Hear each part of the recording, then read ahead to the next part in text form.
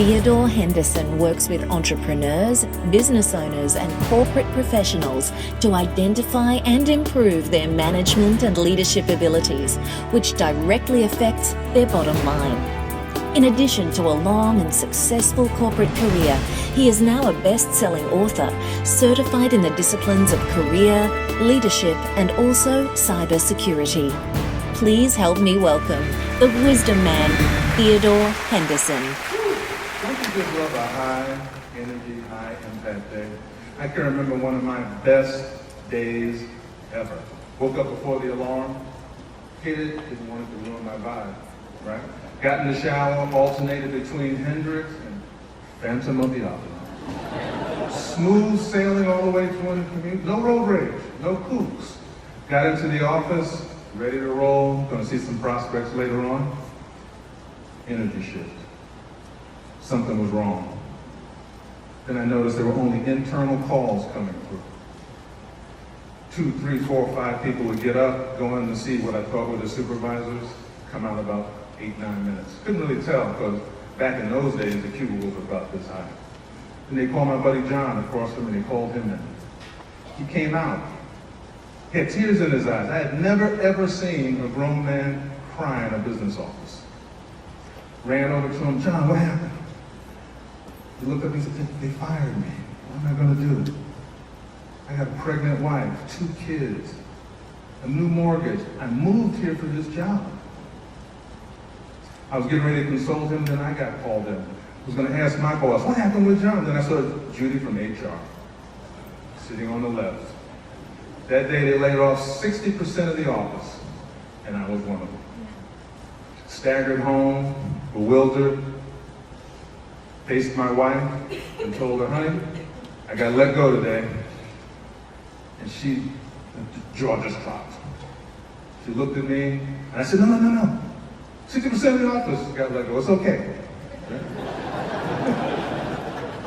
And she said, 60%? Well, why didn't they keep you? You said you were doing so well, why aren't you in the 40%? Time stopped. Because I asked myself that same question right at that moment. And you know what?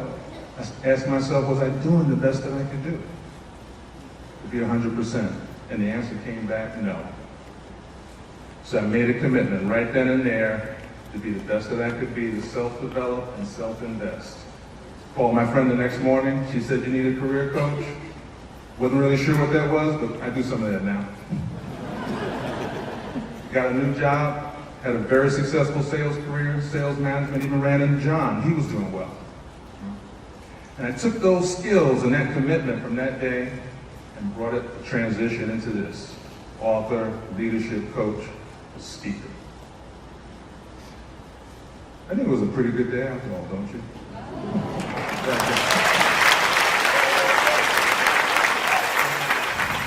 Proverbs 15:1, a gentle answer turns away wrath, but a harsh word stirs up anger. Just because someone's yelling at you, you don't need to yell at them. Right? You don't need to get angry. You don't need to feed into it. You don't need to promote it.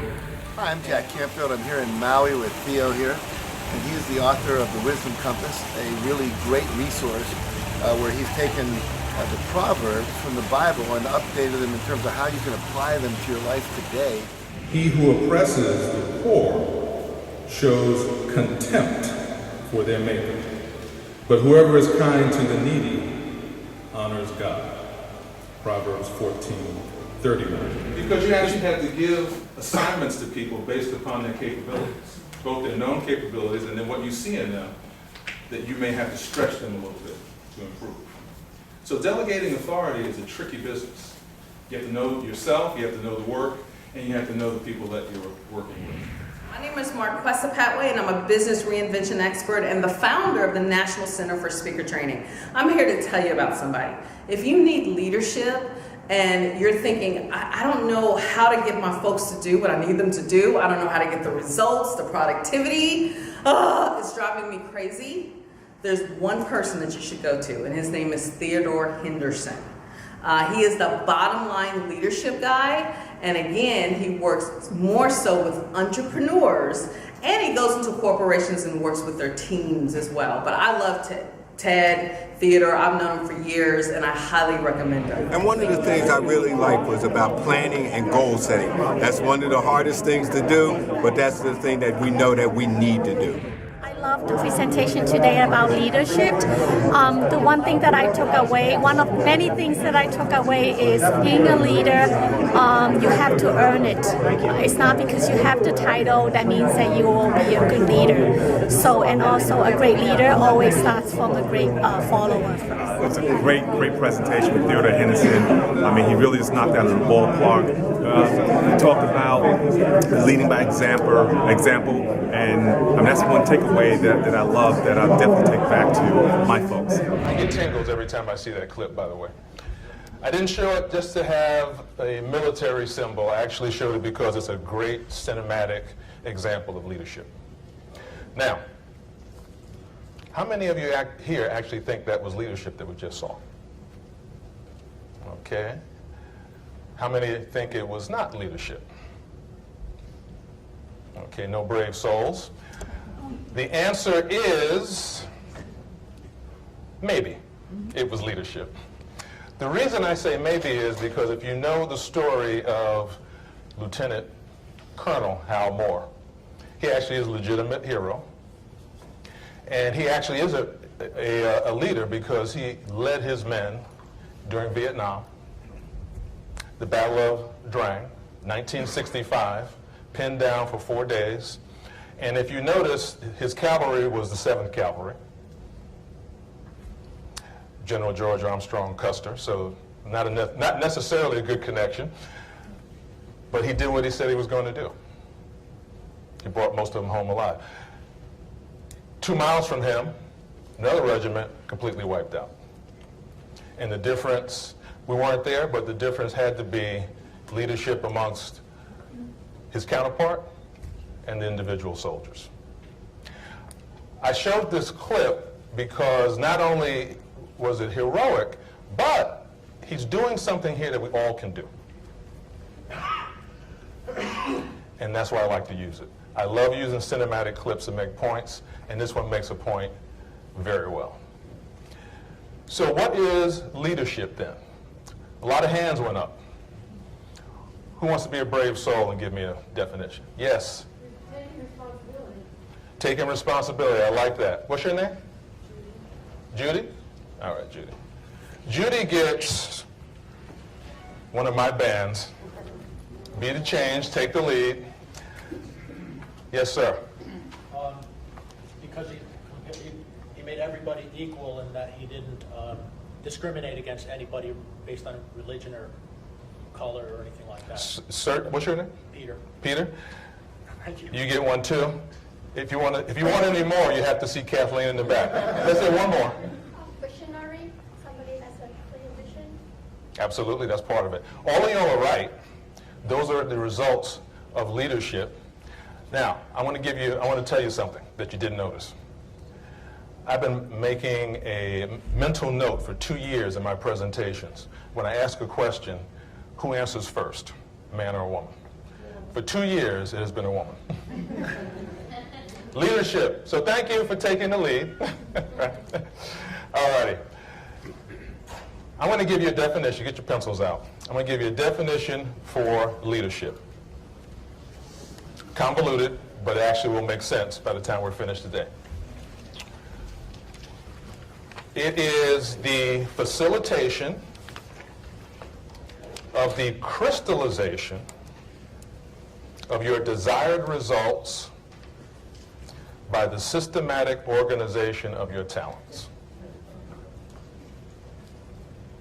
Everybody got that? Yeah. It is the facilitation of the crystallization of your desired results by the systematic organization of your talents. By the time we finish, that will make perfect sense. So, I'm going to go through the mechanics of leadership, then I'm going to step into actually what we can do so we can execute on the mechanics. So the very first thing, what are we doing? That's our mission. Does anyone here get up motivated every day by the thought that they have to pay Visa or MasterCard. Not in fear that they have to meet the bill, but are they motivated? Of course not. You're motivated by the other things in life. Now I want you to notice something that the Lieutenant Colonel said in the movie. You notice that he did not say anything about the battle of capitalism versus communism, democracy versus communism. Didn't say anything about the government. The mission became, we're professional soldiers, we're going to execute, and we're going to come back home alive, as many of us as possible. And the ones that don't, we're bringing them back too. He personalized it. And as business people, that's what we have to do. We personalize what we want to do. Whether you're an entrepreneur or a solopreneur like myself, I may have 1 or 2 people working for me full time. I may have a network of contractors. I may have a small business that has 5, 10, 20, 30 people. You want to set a mission and a tone that will get people motivated to want to work with you and for you. That becomes the mission. A man with a big heart, a big mind, and a lot of competence to bring you to help you have your life be at a higher level and to manifest the essence of who you really are. To bring joy to your relationships, your physical health, to be more effective in your business, your professional life, have a more abundant life on every level. So if you want to take your life to that level, there are many resources out there, and here's one I highly recommend, the Wisdom Compass. In addition, I am now an author. I wrote a series actually called The Wisdom Compass. And another book in the Wisdom Compass series for business will be out this fall. Theodore Henderson added so much sparkle to this event this weekend. He uses his sense of humor and his immense knowledge to give a very informative and entertaining presentation. You're very good in terms of helping organize the system of executives and find a job. I really enjoy what I learned. Very good strategy for the marketing package. I just attended a great workshop by Theodore Henderson, and one of the things I took away from today is stay positive, stay positive, stay positive during a very challenging job search. He's giving concrete tips to keep yourself on a plan and making sure you're not sabotaging yourself when you're going on interviews or when you're looking for new things. And I find that's been very helpful. I can only say that my participants took away so much. Theo was so helpful. He really talked a lot about, how the speaking industry has changed, and also how to really monetize your expertise through products, through messaging, through offering, and we've got so much out of it. There's so many search engines or websites that he just put me in line with that is going to be so helpful for not just me, but the rest of the residents, students, commuter students, people on my campus. I found it very informative. As a promoter and a marketer myself, I gained a lot of insight. This was a great presentation. I always used to be impressed if someone came in to interview and they had like a 1 or 2 pager.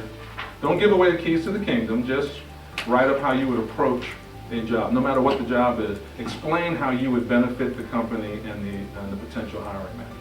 If you're able to communicate, because almost every job description now for a professional means you need to be able to speak clearly, you need to be able to articulate your views, you need to be able to debate.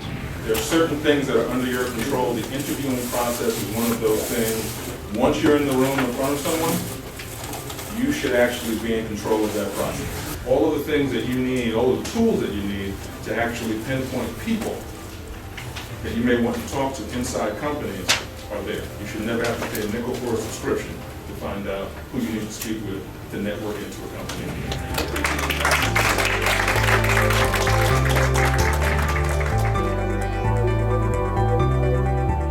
Hi, I'm Mark Victor Hans. You know me best for Chicken Soup for the Soul, or maybe you've been to one of my lectures somewhere in the world. He's got wisdom, eclectic insight inside here, and a heart that's so big that it just pours out. You want to go way out of your way. If you got to crawl across cracked glass, climb the highest mountain, or swim the deepest river, you want to go to my friend's seminar, because he's been in mine. I've been in his tutelage, and what'll happen is it'll wow your awareness. It'll make you infinitely better as a person. It'll make you awake to potential of your own intrinsic wisdom at levels that you haven't been thinking, talking, or acting on. Do not miss my great friend Theodore.